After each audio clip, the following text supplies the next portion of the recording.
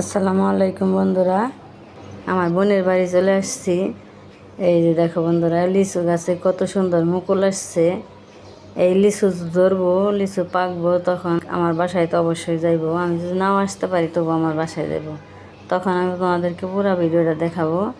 তোমরা প্রথম থেকে শেষ পর্যন্ত পুরো ভিডিওটা দেখে নিও, আর সবাই আমাকে সাপোর্ট করো, সবাই আমার পাশে থেকো। এই যে দেখো বন্ধুরা, কি সুন্দর লিচু আসছে, অনেক লিচু আসছে।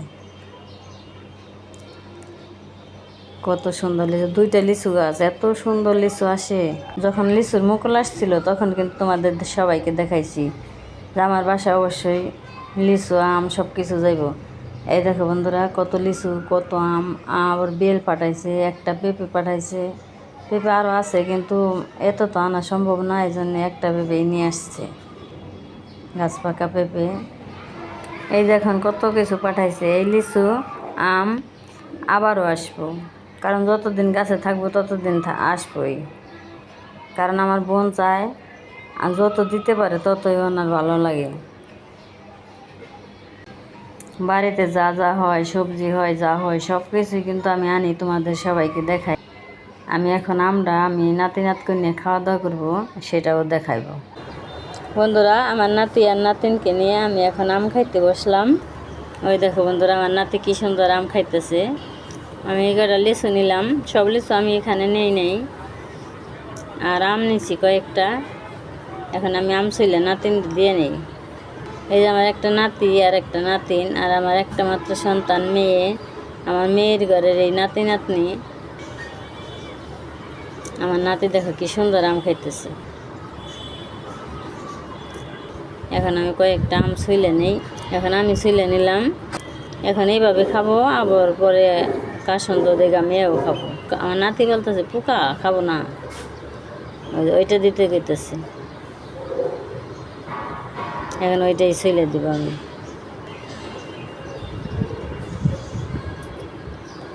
এখন আর নিব না। উনি চোষা সহ ভিতর থেকে একটু ছিদ্র করে এভাবে খাইব। কইতেছে রাখো, ওই কইতেছে ওই আর একটা দিল, এটা ছুইলে দাও। একটু কালো দাগ দেখলে বলে পোকা খাবো না। এখন আমি লিচু দিব, আমার নাতি লিচু খাইব, ওই জন্য আমি লিচু ছুইলে আমি বিচিটা বের করে দেবো। কারণ তোমরা সবাই বাচ্চাদেরকে আস্ত লিচু দিবে না, কারণ বিচি সহ দিলে বাচ্চারা মুখে দিলে সমস্যা হইতে পারে। এই জন্যে বিচিটা ছাড়িয়ে লিচুটা একটু ভেঙে ভেঙে দিও।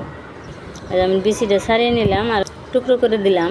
এখন আর মনে করো এতটা ভয় থাকবো না, কারণ বিচি সহ দিলে বাচ্চারা বুঝতে পারবো না, বিচি সহ মুখে দিলে সমস্যা হতে পারে। এখন আমি খাই দেখি। অনেক আগে অনেক আম খাইছি বাড়িতে, যখন যাই তখন তো অনেক আম খাই, কিন্তু এখন বাসায় পাঠাইছে, এই জন্যে আমি নাতি নাতনিদের দিয়ে আম খাইতেছি। বন্ধুরা, এই আম এত রস, এত মিষ্টি, ছাতু দিয়ে মুড়ি দিয়ে খাইলে বেশিরভাগ ভালো লাগে, কারণ অনেক রস ছাতুর মধ্যে রইলে, মুড়ির মধ্যে রইলে আর ছাতুতে পানি নেওয়া লাগে না। বন্ধুরা, এখানে আমি আমগুলো ছুলে নিছি, এখন আমি কাসন্দ দিয়ে দিব। একটু কাসন্দ দিয়ে দিলাম। এখন একটু চিনি দিয়ে দেবো, কারণ মিষ্টি আম, তবু একটু চিনি দিলে ভালো হয়, আমার নাতি নাতনিদের নিয়ে খাবো। এখন একটু লবণ দিয়ে দিব। এখন আমি আমটা ভালো করে মাখিয়ে নিব। মাখানো হয়ে গেল, এখন আমরা আমগুলো খাওয়া দাওয়া করবো। এই গরমের মধ্যে আম খেলে অনেকটাই ভালো লাগবো। তাহলে আজকের ভিডিও কেমন হলো অবশ্যই কমেন্ট করবে। তাহলে আজকের ভিডিও এখানে রেখে দিলাম। আর এই গরমে সবাই সাবধানে থাকবে, ভালো থাকবে। আল্লাহ হাফেজ।